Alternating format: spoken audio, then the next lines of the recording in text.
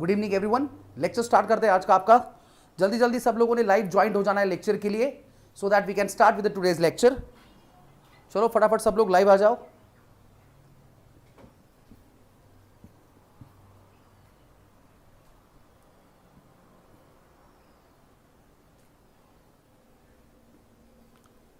Very good evening everyone. जल्दी जल्दी से लाइव ज्वाइंट हो जाना है सब लोगों ने, सो दैट आज का लेक्चर हम स्टार्ट कर लेंगे आपका।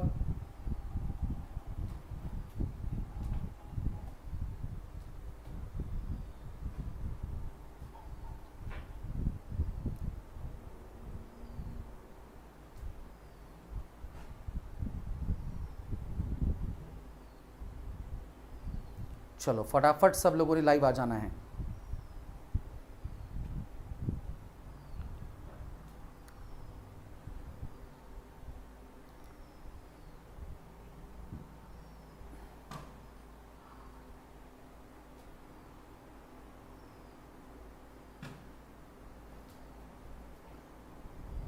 कल के लेक्चर में हमने 75 क्वेश्चंस कंप्लीट किए थे of the chapter called molecular basis of inheritance.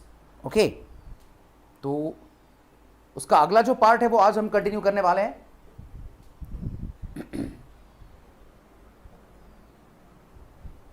Yes, चलो फटाफट सब लोग लाइव आ जाओ। अभी भी बहुत कम लोग लाइव दिख रहे हैं मुझे। वेट कर लेते हैं 1-2 मिनट के लिए and then will start with this.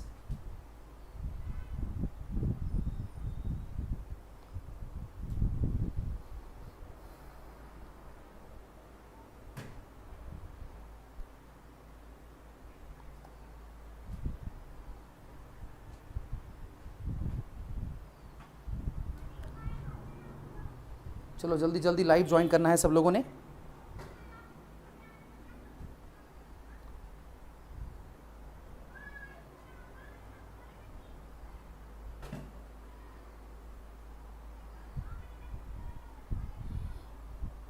ठीक है, चलो जितने लोग ज्वाइन हो चुके हैं उनके लिए लेक्चर स्टार्ट कर लेते हैं, बाकी ये लोग तब तक ज्वाइन हो जाएंगे। तो देखो 76 नंबर का क्वेश्चन आपको स्क्रीन के ऊपर दिख रहा है।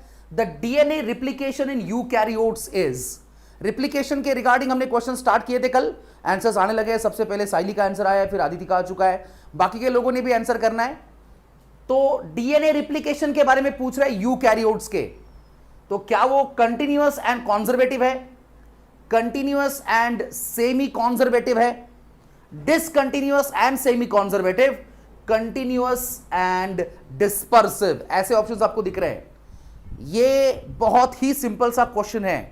कल मैंने आपको बताया था जो डीएनए के मॉलिक्यूल्स बनते हैं, the new molecules of DNA which are produced. Okay, so in this case अगर ये आपका डीएनए है, newly produced DNA molecules, if you consider, I told you one of the strand is of old DNA, parent DNA का होता है, और जो दूसरा स्ट्रैंड है it will be completely newly synthesized.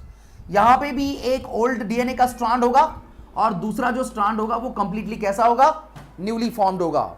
इसीलिए this method of replication is called semi conservative method. तो देखो ये बहुत ज्यादा सिंपल है।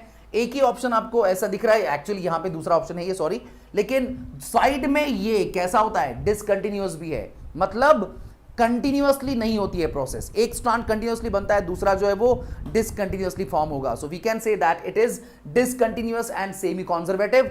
तो जिन जिन लोगों ने आंसर दिया है ऑप्शन सी, सब लोगों का आंसर जो है वो करेक्ट है।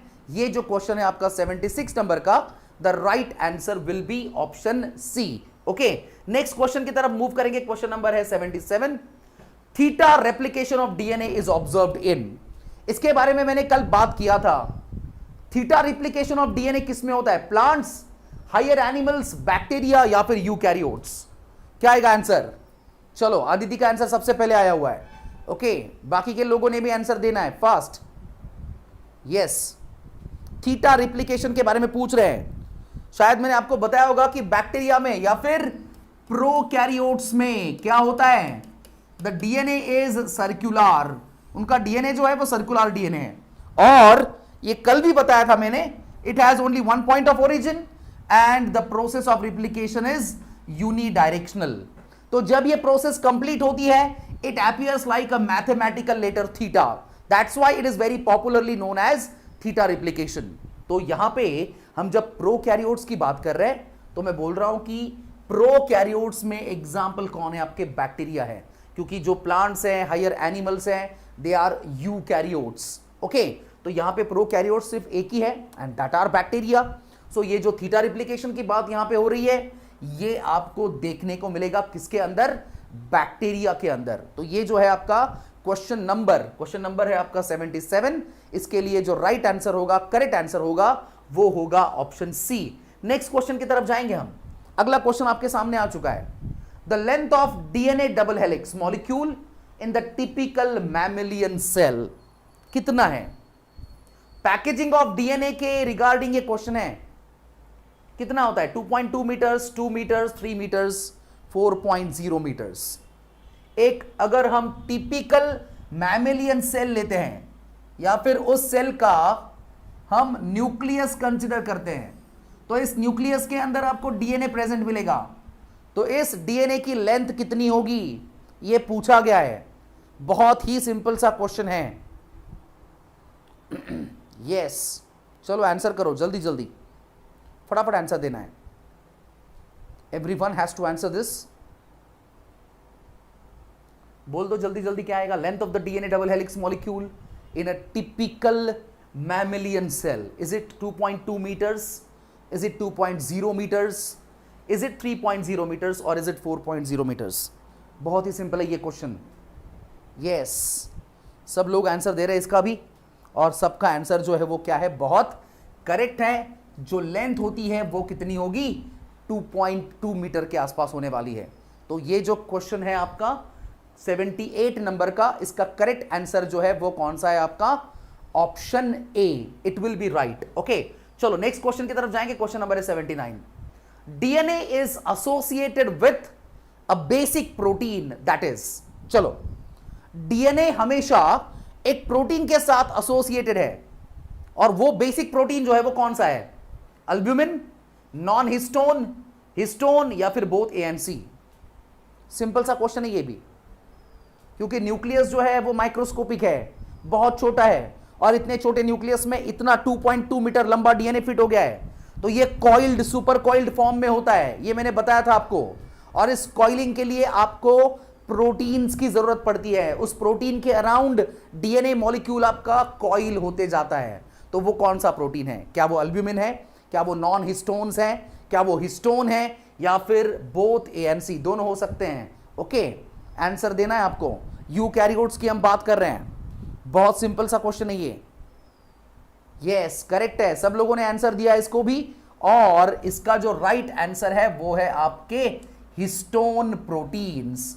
किस तरह के प्रोटीन्स देखने को मिलेंगे आपको यहां पे? हिस्टोन प्रोटीन्स होंगे. सो जनरली जो डीएनए होता है, it is associated with the basic protein that is known as histone. चलो नेक्स्ट क्वेश्चन की तरफ जाएंगे. Question number 80. The molecule of H2A, H2B, H3 and H4 signifies. क्या सिग्निफाई करते हैं? ओके, सिंपल है. Total 5 types of histone proteins are there. H1, उसके बाद आएगा H2A, फिर आएगा H2B, then comes H3 and finally what? H4. तो 2 मॉलिक्यूल्स ईच, हर के 2 एक मॉलिक्यूल होंगे यहां पे. हर प्रोटीन के 2 मॉलिक्यूल, H2A के, H2B, H3 and H4. They together forms histone octamer. एक साथ ये क्या फॉर्म करेंगे?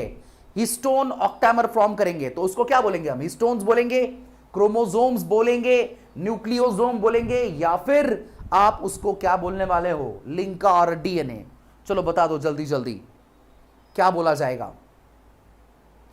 फटाफट आंसर देना है सब लोगों को. सब लोग आंसर दे रहे हैं, वेरी गुड, अच्छी बात है बहुत.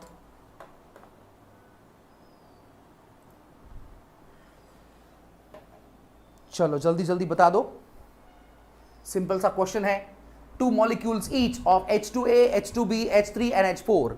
They together form a structure called histone octamer. Histone octamer नाम का एक स्ट्रक्चर फॉर्म कर रहे हैं. ओके, और ये जो हिस्टोन ऑक्टैमर है, this is very popularly known as nucleosome. क्या बोला जाता है इसको? न्यूक्लियोसोम ऐसा बोला जाएगा. कॉइलिंग जब होती है, ओके, और उसका थिकनेस बढ़ के जब होता है कितना? 100 एंगस्ट्रॉम यूनिट, तो इस स्ट्रक्चर को जनरली बोला जाता है न्यूक्लियोसोम फाइबर। डायग्राम मैंने ड्रॉ करके दिया है, कुछ इस तरह से रफली हम बात करते हैं कि ये आपके टोटल कितने मॉलिक्यूल हो गए, 1 2 3 4 5 6 7 एंड दिस इज 8।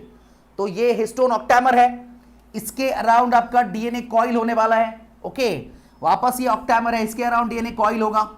तो ये थिकनेस कॉइलिंग के बाद जब 100 एंगस्ट्रॉम यूनिट होगी, ये स्ट्रक्चर होगा न्यूक्लियोसोम फाइबर। सुपर कॉइलिंग होती है, थिकनेस बढ़ के अगर 300 एंगस्ट्रॉम यूनिट हो जाएगी, इस स्ट्रक्चर को हम क्या बोलने वाले हैं, सोलेनॉइड फाइबर। सोलेनॉइड फाइबर हम उसको बोल सकते हैं। ओके, तो ये जो क्वेश्चन है आपका, यहां पे मैंने आपको बता दिया आंसर ऑलरेडी, न्यूक्लियोसोम है, लेकिन सोलेनॉइड फाइबर क्या होता है वो भी पता होना चाहिए। ओके, इसके ऊपर भी क्वेश्चन आ सकते हैं। अगले क्वेश्चन की तरफ जा रहा हूं मैं, क्वेश्चन नंबर है 81। The nucleosome in the chromatin appears as, chromatin में जो न्यूक्लियोसोम है वो कैसे अपीयर होगा? सिंपल सा क्वेश्चन है ये भी बहुत, चलो बोलो जल्दी जल्दी। Beads on the coil, beads on the string, ridges and furrows, none of the above. अगर हम कंसिडर करते हैं कि ये आपका क्या है, मान लो this is the histone octamer, ये आपका एक ऑक्टेमर है, ये दूसरा ऑक्टेमर है, ये तीसरा है, लाइक दिस। ओके, एक पूरा टर्न और दूसरे टर्न का 3/4 पोर्शन, फिर 1/4 यहां पे रहेगा। अगला कंप्लीट डीएनए का टर्न, दूसरे टर्न का 3/4 पोर्शन होगा और फिर नेक्स्ट यहां पे होगा, वापस यहां पे डीएनए कॉइल होने वाला है। ओके, तो ये जो स्ट्रक्चर अभी आपके सामने है, इसको मैं बोल रहा हूं न्यूक्लियोसोम फाइबर। ओके, और इसमें जो क्रोमैटिन है, थोड़ा सा अगर हम देखेंगे तो धागे में पिरोए हुए मोतियों की तरह दिखेगा। ये एक धागा है, उसके अंदर आपने मोती पिरो के रखे हुए हैं। ओके, तो इस स्ट्रक्चर को पॉपुलरली बोला जाता है बीड्स ऑन स्ट्रिंग। स्ट्रक्चर को क्या बोलेंगे हम? Beads on string. इस तरह का स्ट्रक्चर हमको दिखाई देगा। ओके, तो ये जो क्वेश्चन आपको पूछा गया है कि nucleosome in the chromatin appears, they are appearing like beads, ये न्यूक्लियोसोम है, ये भी न्यूक्लियोसोम है और ये भी न्यूक्लियोसोम है। और ये एक्चुअली स्ट्रिंग मतलब कौन है आपका? डीएनए है। स्ट्रिंग का मतलब धागा, धागे का काम जो है वो यहां पे कौन कर रहा है? डीएनए कर रहा है। बहुत सिंपल है। ओके, तो यहां पे राइट आंसर जो होगा वो कौन सा होगा? Option B. सब लोगों ने वही आंसर दिया है, बहुत अच्छी बात है। ओके, नेक्स्ट क्वेश्चन की तरफ जाएंगे, क्वेश्चन नंबर 82। डीएनए इज, चलो डीएनए के ऊपर कौन सा चार्ज है? Histone octamer has positive charge on it, ये तो हमको पता है। अभी जो ऑक्टेमर की बात मैंने की थी उसके ऊपर कौन सा है? बेसिक प्रोटीन्स की क्वांटिटी ज्यादा होती है, अमीनो एसिड्स की, सॉरी, बेसिक अमीनो एसिड ज्यादा है, बेसिक टाइप का प्रोटीन है, and octamer is positively charge. DNA के ऊपर कौन सा चार्ज है? Positive, negative, neutral, half positive and half negative. ये भी बहुत सिंपल सा क्वेश्चन है, बहुत ही ज्यादा सिंपल है ये भी, कि डीएनए जो है उसके ऊपर कौन सा चार्ज है। तो मैंने ये बताया था आपको कि निगेटिवली चार्ज डीएनए मॉलिक्यूल है, जो पॉजिटिवली चार्ज हिस्टोन ऑक्टेमर के अराउंड क्या होने वाला है? कॉइल होने वाला है। ओके, तो वही आपको पूछा गया है। तो फिलहाल यहां पे ये जो आपका क्वेश्चन है, क्वेश्चन नंबर 82, इसके लिए जो राइट आंसर होगा वो होगा आपका option B, that is negatively charged. Okay, चलो अगले क्वेश्चन की तरफ मूव करेंगे। क्वेश्चन नंबर है आपका 83। क्वेश्चन आपके सामने है, Which histone protein is present in the linkar DNA? Linker DNA में कौन सा हिस्टोन प्रोटीन प्रेजेंट है? ये न्यूक्लियोसोम है, ये भी है और ये भी है। मैंने बोला एक न्यूक्लियोसोम के अराउंड, ऑक्टेमर के अराउंड डीएनए का एक पूरा टर्न और दूसरे टर्न का 3/4 पोर्शन कॉइल होता है। और लिंकार डीएनए ऐसे जगह पे होगा where DNA starts coiling the octamer and leave it. तो ऑप्शंस में आपको दिख रहा है H2A, H2B, H1 and H3। Actually ये जो ऑक्टेमर है इसमें होता है H2A के 2 मॉलिक्यूल, H2B के 2 मॉलिक्यूल, H3 के 2 और H4 के 2। बचा हुआ जो है वो होगा आपके लिंकार डीएनए में। ऑक्टेमर में कौन है? H2A के 2 मॉलिक्यूल, H2B के 2 मॉलिक्यूल, H3 के 2 मॉलिक्यूल और H4 के 2 मॉलिक्यूल। इससे बनेगा ऑक्टेमर। बचा सिर्फ कौन सा है आपका? H1 histone. तो ये कहां पे होता है? जहां पे डीएनए ऑक्टामर को कॉइल करना स्टार्ट करता है और जहां से उसको छोड़ के बाहर निकलता है, उस जगह पे आपका H1 हिस्टोन होता है और उसको पॉपुलरली बोला जाता है लिंकार डीएनए। ओके, तो यहां पे जो करेक्ट आंसर है वो कौन सा है आपका? Option C. वेरी गुड, ये भी सब लोगों ने ऑलमोस्ट करेक्ट दिया है। नेहा को बी लग रहा था शायद। ओके, एक बार चेक कर लो, बाकी के जो लोग हैं उन्होंने सब लोगों ने सी आंसर दिया है। चलो अगले क्वेश्चन की तरफ जाएंगे हम। क्वेश्चन नंबर है आपका 84। The beads on string structure of nucleosome get condense to form. चलो बताओ जल्दी जल्दी क्या आएगा इसका?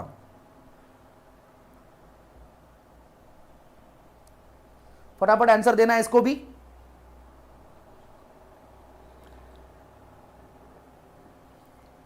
जल्दी जल्दी आंसर दे दो इस क्वेश्चन का। इसका आंसर मैं आपको ऑलरेडी बता चुका हूं।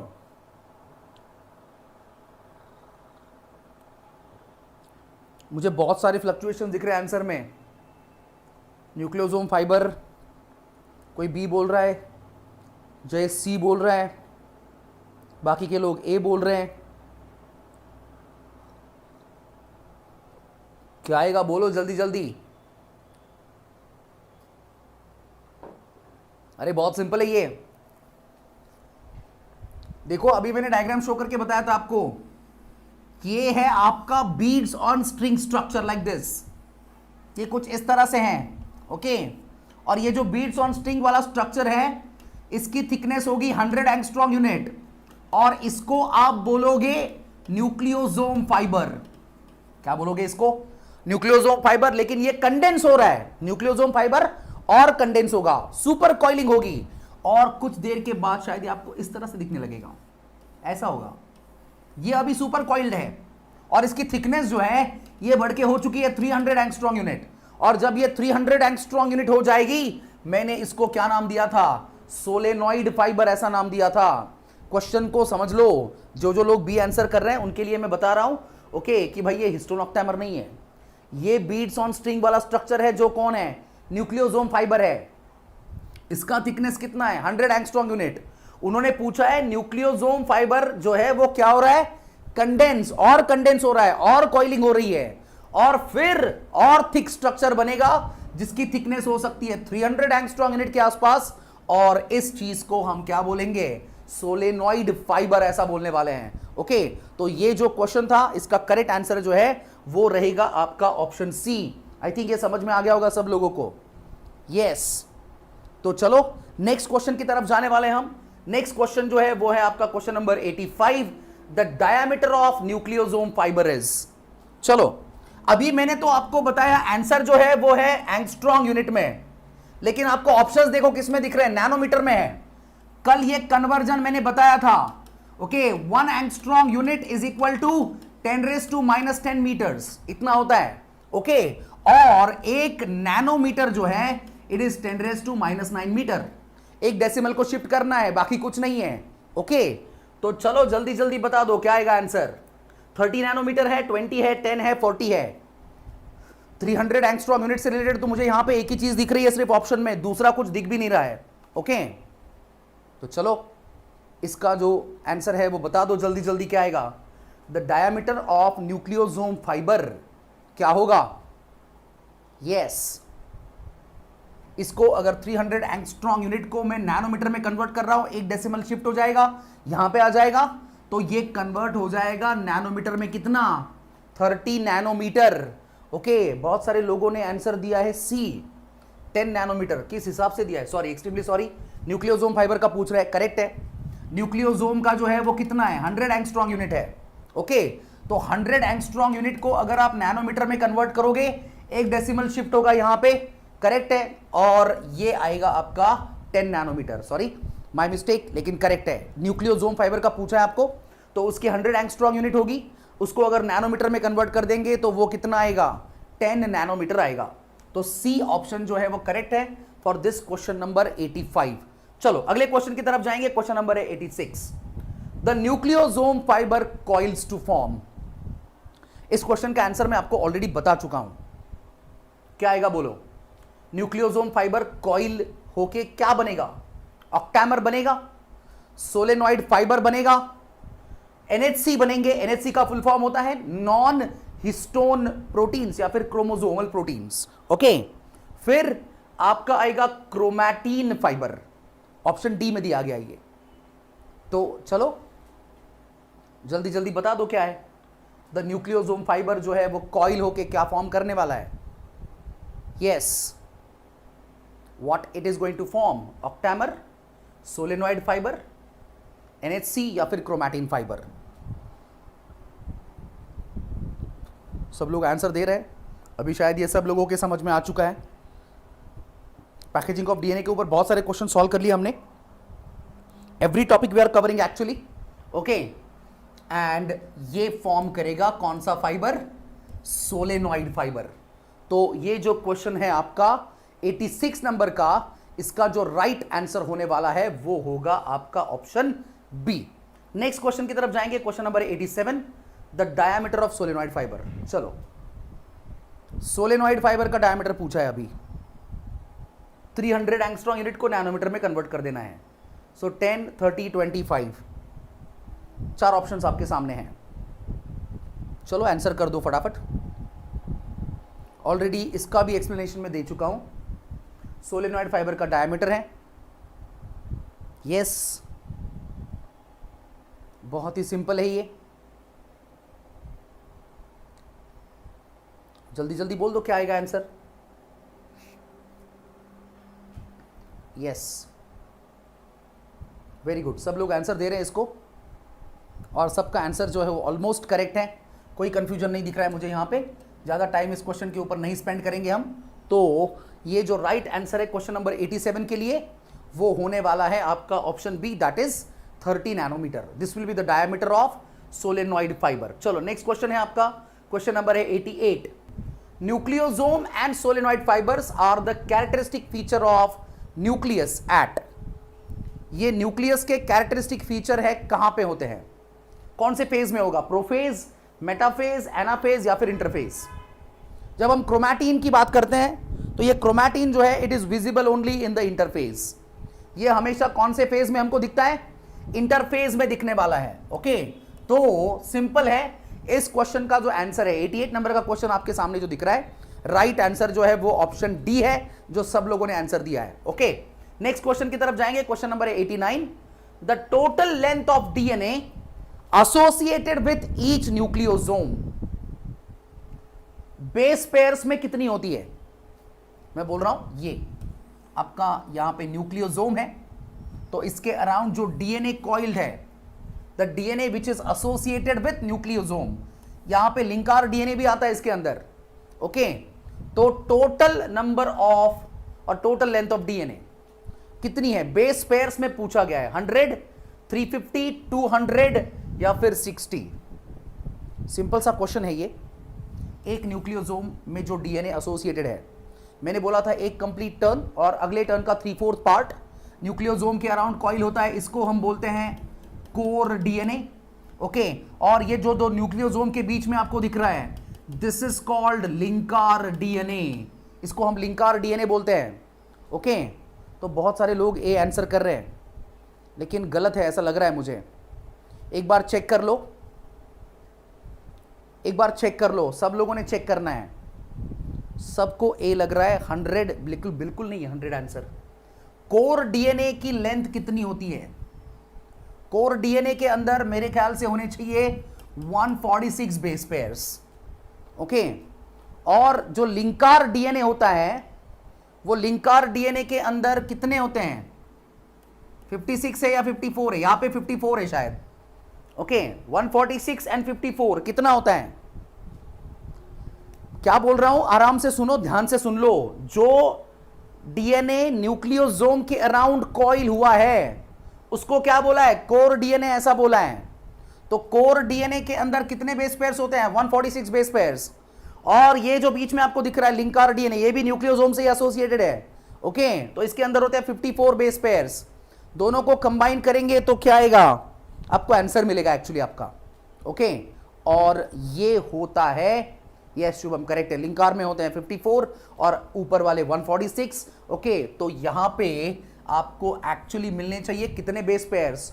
200 बेस पेयर्स। ओके, तो इस क्वेश्चन का जो राइट आंसर है, जो क्वेश्चन नंबर आपको दिख रहा है 89, the total length of the DNA associated with each nucleosome will be, you can say 200 base pairs. Next question की तरफ जाने वाला हूं मैं। ओके, अगला क्वेश्चन है आपका क्वेश्चन नंबर 90। चलो इसको आंसर करना है फटाफट। 90 नंबर का क्वेश्चन आपके सामने है। The additional set of proteins required for packaging of chromatin at the higher levels are called. चलो बता दो। हायर लेवल पे अगर पैकेजिंग करना है, नॉर्मल पैकेजिंग है तो मैं बोल रहा हूं आपको चाहिए हिस्टोन प्रोटीन्स, लेकिन हायर लेवल पे अगर पैकेजिंग करना है तो कुछ एडिशनल प्रोटीन्स की जरूरत पड़ती है। उन प्रोटीन्स को क्या बोला जाएगा? Is it non histone chromosomal proteins और NHC? Is it histone proteins? Is it euchromatin? Is it heterochromatin? ये भी बहुत सिंपल है। चलो, और आंसर्स आने लगे हैं सब लोगों के। Additional set of proteins required for packaging of chromatin at the higher level is known as, इसको क्या बोला जाएगा? What it is known as? Additional set of proteins required for the packaging of chromatin at the higher levels. क्या बोलना है? जल्दी जल्दी बोलो, चलो फटाफट। Yes, non-histone chromosomal proteins, histone proteins, euchromatin या फिर हेट्रोक्रोमैटिन। बहुत सिंपल है, सब लोगों ने आंसर दिया है, सबका आंसर करेक्ट है। इनको बोला जाता है नॉन हिस्टोन क्रोमोसोमल प्रोटीन्स। तो ये जो 90 नंबर का क्वेश्चन है, इसके लिए जो राइट आंसर होगा, जो करेक्ट आंसर होगा, वो होगा option A, that is non histone chromosomal proteins. Okay, चलो नेक्स्ट क्वेश्चन की तरफ जाएंगे। क्वेश्चन नंबर है 91। Loosely packed and transcriptionally active part of chromatin is called. दो टाइप का क्रोमैटिन होता है। क्रोमैटिन को या डीएनए को अगर स्टेन करना है, वी आर यूजिंग फ्यूल्जेन स्टेन। कौन सा स्टेन इस्तेमाल होता है, यह भी पूछा गया है बहुत बार। डीएनए को या क्रोमैटिन को स्टेन करने के लिए फ्यूल्जेन नाम का स्टेन इस्तेमाल कर रहे हैं हम। और यह स्टेनिंग के हिसाब से और कॉइलिंग के हिसाब से इसके दो टाइप्स आते हैं। यह बताया था मैंने आपको। Some part of chromatin is loosely coiled and lightly stained. Coiling loose है और वो lightly stained है। ऐसे रीजन को बोला जाता है यूक्रोमैटिन। क्या बोला जाता है उसको? यूक्रोमैटिन, ऐसा बोला जाएगा। ओके, और इस यूक्रोमैटिन में डीएनए की क्वांटिटी सबसे ज्यादा होती है, इसीलिए it is considered as genetically active chromatin. इसके एग्जैक्टली उल्टा some portion of chromatin is tightly coiled. कुछ पोर्शन जो है वो कैसा है? टाइटली कॉइल्ड होता है and it is darkly stained. इसका स्टेनिंग जो है वो भी कैसा होगा? एकदम डार्क होगा। तो ये जो डार्कली स्टेन्ड पोर्शन है, इसको बोला जाता है हेट्रोक्रोमैटिन। और हेट्रोक्रोमैटिन में डीएनए की क्वांटिटी बहुत कम होती है, आरएनए ज्यादा होता है, यहां पे डीएनए बहुत कम है। इसीलिए हम इसको जेनेटिकली क्या कंसिडर कर सकते हैं? इनएक्टिव कंसिडर कर सकते हैं। ओके, तो आपको पूछा गया लूजली पैक और एक्टिव क्रोमैटिन जो है, तो डेफिनेटली ये होगा कौन सा क्रोमैटिन? यूक्रोमैटिन। सब लोगों ने आंसर दिया है option B and it is extremely correct. ये सब कुछ करेक्ट है। यहां पे करेक्ट आंसर जो होगा वो होगा आपका option B, that is euchromatin.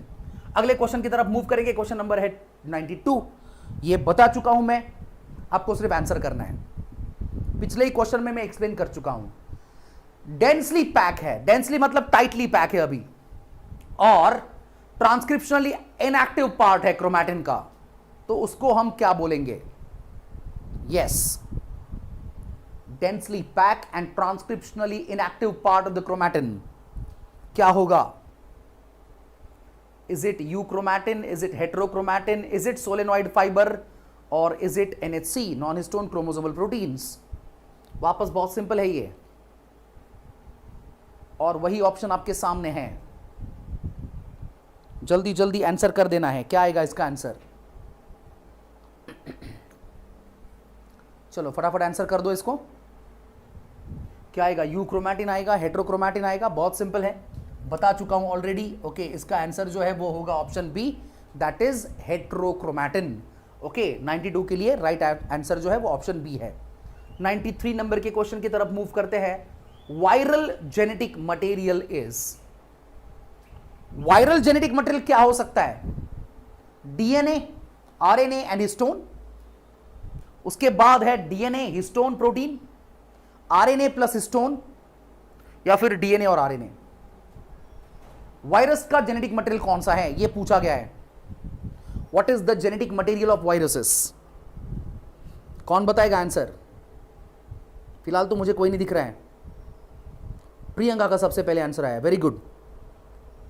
Priyanka का कहना है कि सर डी। बाकी के लोग जल्दी जल्दी आंसर करो। चलो 93 नंबर का क्वेश्चन हम सॉल्व कर रहे हैं। यस,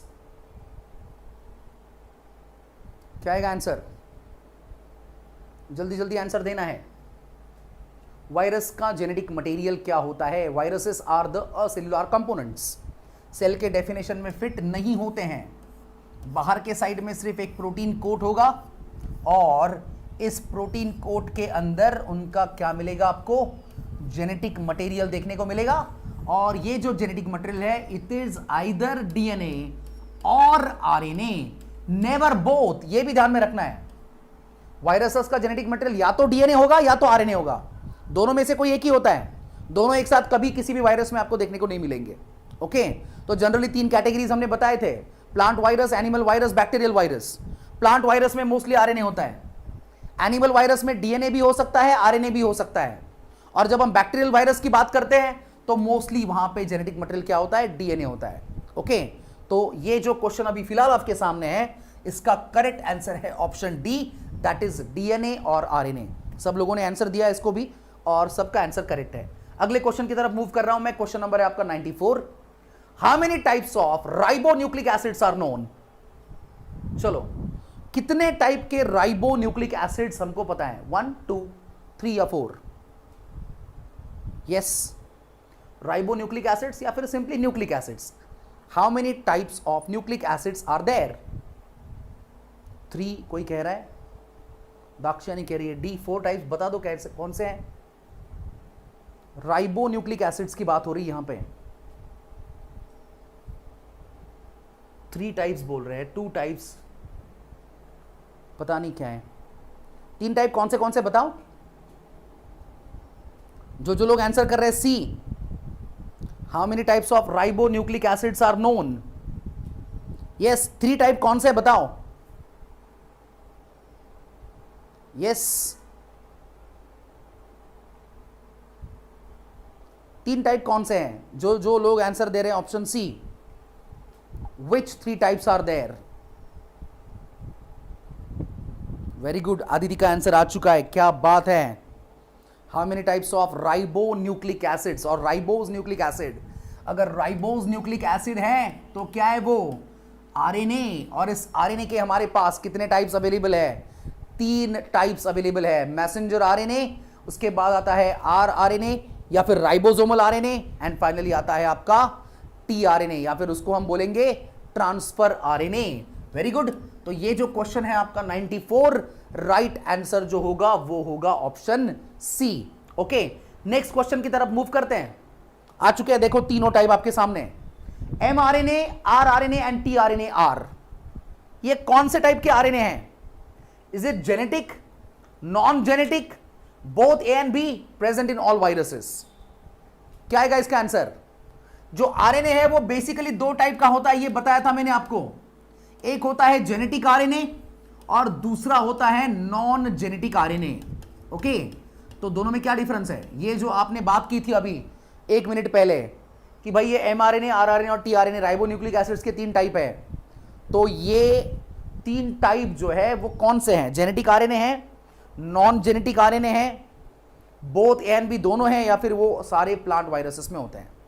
यस, ये भी बहुत सिंपल क्वेश्चन है और इसका आंसर भी बहुत ही सिंपल होने वाला है। यस, बता दो जल्दी जल्दी। देखो, the RNA which act as a genetic material is known as genetic RNA. जो आरएनए जेनेटिक मटेरियल का काम करेगा उसको हम बोलेंगे जेनेटिक आरएनए, और आरएनए जेनेटिक मटेरियल होता है only in some of the viruses. But the RNA which is present in the organisms whose genetic material is DNA, जो आरएनए ऐसे ऑर्गेनिजम्स में प्रेजेंट हैं जिनका जेनेटिक मटेरियल डीएनए है, तो उनके बॉडी के अंदर जो आरएनए होता है वो होता है नॉन जेनेटिक आरएनए, क्योंकि उनका जेनेटिक मटेरियल तो डीएनए है, लेकिन उनके बॉडी में भी आरएनए प्रेजेंट है। जस्ट लाइक ह्यूमन बॉडी, हमारे बॉडी में डीएनए भी है, आरएनए भी है, लेकिन हमारा जेनेटिक मटेरियल जो है वो डीएनए है। तो यहां पे हमारे बॉडी में जो ये आरएनए प्रेजेंट है, तीनों होते हैं, एमआरएनए, आरआरएनए, टीआरएनए, ये सारे कौन से कैटेगरी में जाते हैं? नॉन जेनेटिक आरएनए की कैटेगरी में जाएंगे। तो करेक्ट है, सब लोगों ने आंसर दिया इसका, और इसका राइट आंसर जो है वो है आपका option B, that is non genetic RNA. अगले क्वेश्चन की तरफ जाएंगे। क्वेश्चन नंबर है 96। Uracil is present in, uracil कहां पे है?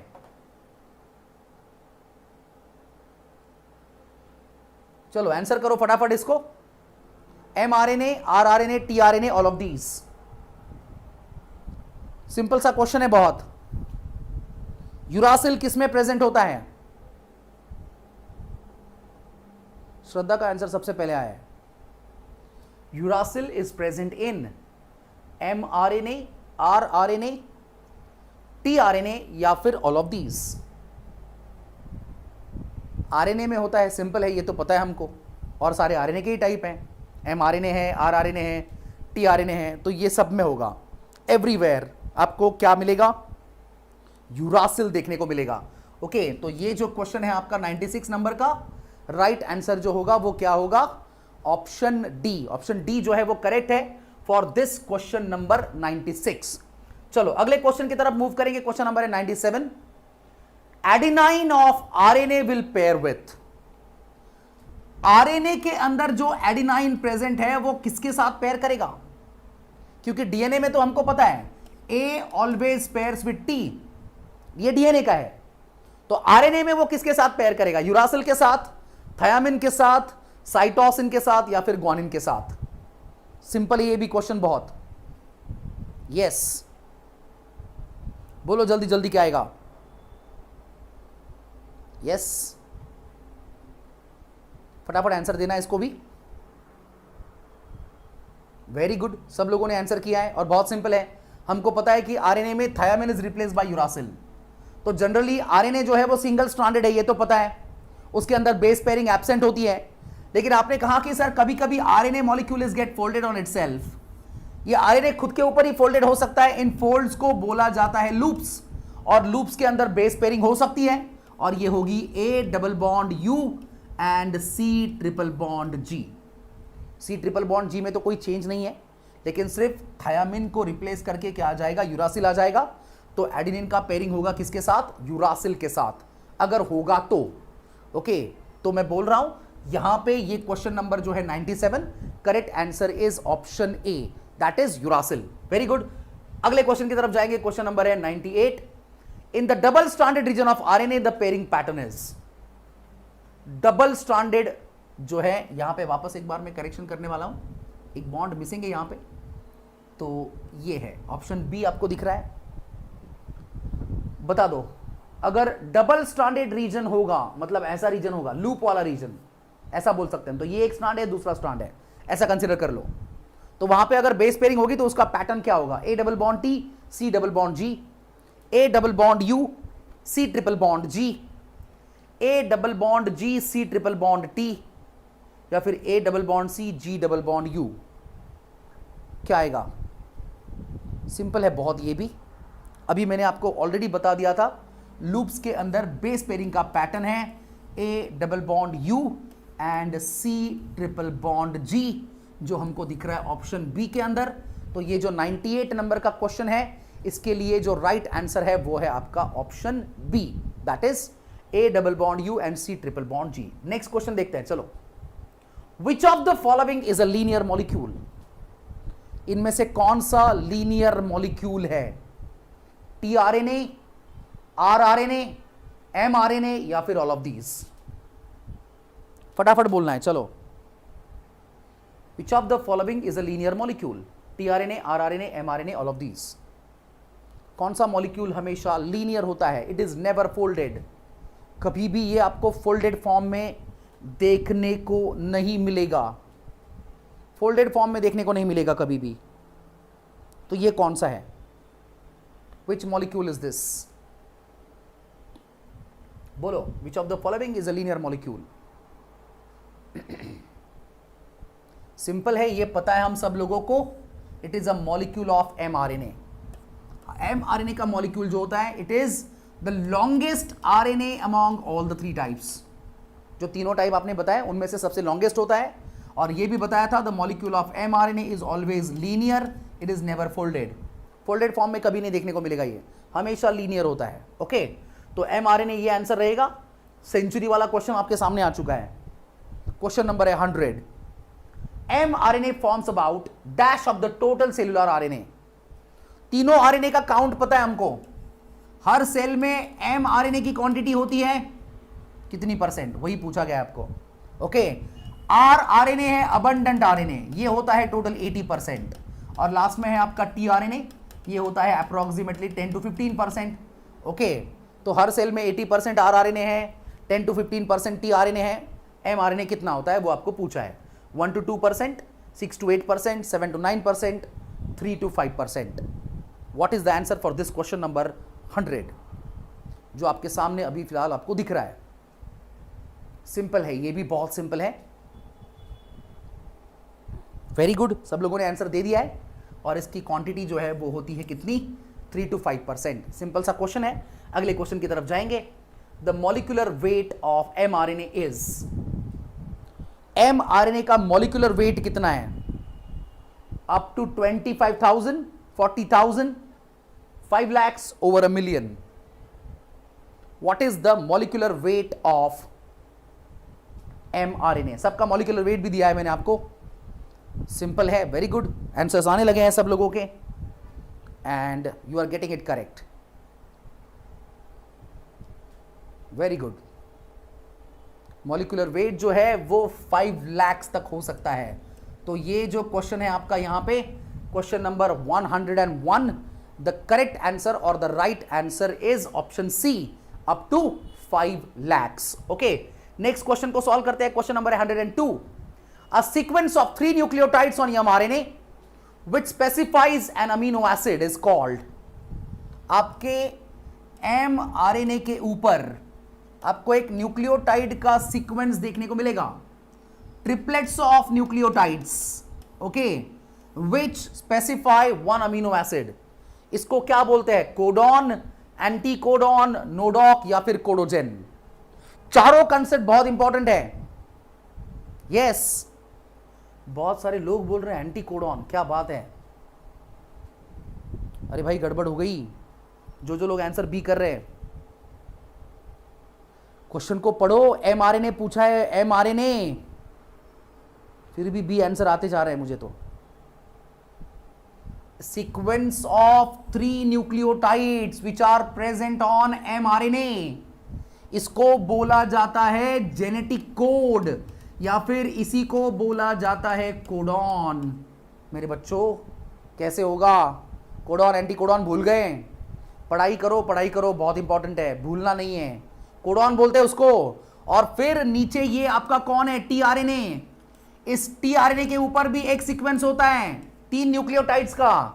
जो tRNA के ऊपर है उसको बोला जाता है एंटीकोडॉन, या फिर उसी को आप नोडॉक भी बोल सकते हो. एंटीकोडॉन या फिर क्या बोल सकते हो? नोडॉक. ओके, तो ये कंसेप्ट है. तो कोडोजेन जो है ये क्या होगा? ये बहुत सारे लोगों के दिमाग में आ गया होगा. Sequence of 3 nucleotides present on DNA.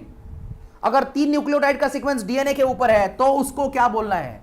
कोडोजेन, ऐसा बोलना है. अगर वो tRNA के ऊपर है तो उसको एंटीकोडॉन या नोडॉक बोल सकते हो.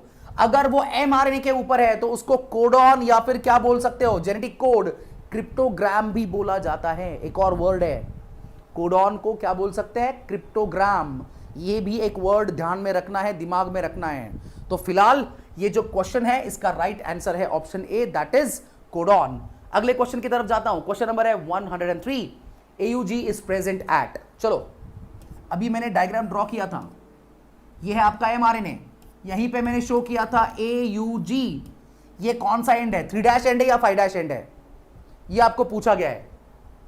Eight 3' end of mRNA, 5' end of mRNA, उसके बाद है in the centre of mRNA या फिर बोथ साइड्स ऑफ mRNA. चलो आंसर दे दो.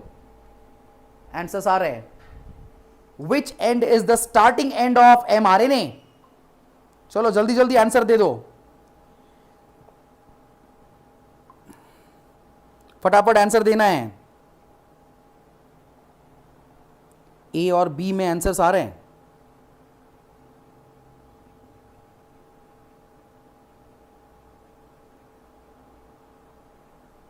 फटाफट आंसर देना है।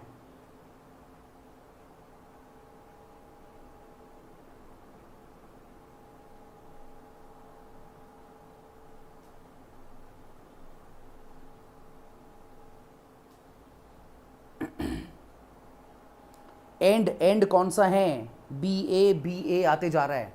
mRNA का डायग्राम देख लो भाई एक बार। शायद आपने आरएनए के बारे में कुछ पढ़ा नहीं है, ऐसा लग रहा है मुझे, या फिर नॉन जेनेटिक आरएनए के बारे में आपने कुछ भी पढ़ा नहीं है, ऐसा मुझे लग रहा है। Yes, non genetic RNA, mRNA का कौन सा एंड है? पहला एंड कौन सा होता है हमेशा? बताओ जल्दी जल्दी।